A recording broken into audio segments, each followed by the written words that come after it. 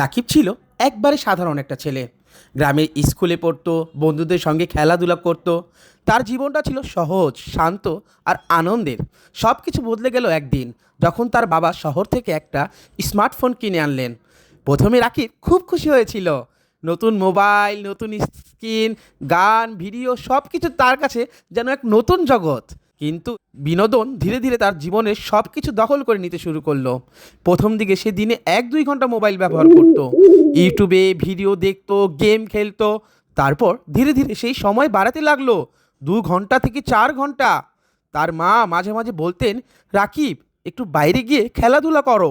রাকিব বিরক্ত হয়ে বলতো, মা, এখন না, আমি গুরুত্বপূর্ণ কিছু দেখছি। ধীরে ধীরে তার পড়াশোনায় প্রভাব পড়তে শুরু করলো। আগে যে ছেলে ক্লাসে প্রথম হতো, এখন সে মাঝামাঝি চলে এসেছে। শিক্ষকরা খেয়াল করলেন রাকিব ক্লাসে মনোযোগ দিচ্ছে না। বন্ধুরা তাকে খেলতে ডাকতো, কিন্তু সে যেত না। তোরা খেল, আমি একটু পরে আসছি, বলতো সে। কিন্তু সেই পর আর আসতো না। এক রাতে রাকিব গেম খেলতে খেলতে এতটাই মগ্ন ছিল যে সময়ের খেয়ালই রাখেনি। হঠাৎ তার চোখে ব্যথা শুরু করলো, মাথা ঝিমঝিম করতে লাগলো। মা চিন্তিত হয়ে পড়লেন, এই সব মোবাইলের জন্যই হয়েছে। কিছুদিন পর পরীক্ষার ফল বের হলো। রাকিব আগের মতো ভালো ফল করতে পারল না। বাড়িতে একটা নীরবতা নেমে এলো। বাবা কিছু বললেন না, শুধু শান্তভাবে বললেন, রাকিব, তুমি নিজেই বুঝে নাও তুমি কোথায় ভুল করেছো। এই কথাটা রাকিবের মনে গভীরভাবে আঘাত করলো। সেদিন রাতে সে একা একা বসে ভাবতে লাগলো, আমি কি সত্যিই এতটা বদলে গেছি?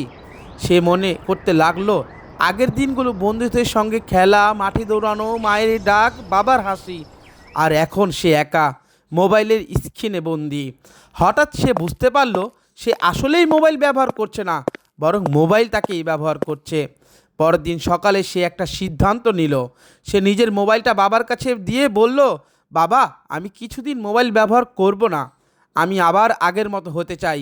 বাবা মুচকি হেসে বললেন, এই সিদ্ধান্তটাই তোমার সবচেয়ে বড় জয়। প্রথম কয়েকদিন রাকিবের খুব কষ্ট হচ্ছিল, বারবার মোবাইল দেখতে ইচ্ছা করত। সে আবার মাঠে যাওয়া শুরু করলো, বন্ধুদের সঙ্গে খেলতে লাগলো, পড়াশোনায় মন দিল। তার জীবন আগের মতো হয়ে উঠতে লাগলো। জীবনের আসল আনন্দ মোবাইল স্ক্রিনে নয়, বরং বাস্তবের জীবনে ছোট ছোট মুহূর্তেই লুকিয়ে আছে। মোরাল, তাই প্রযুক্তিকে ব্যবহার করো, প্রযুক্তির দাস হইও না।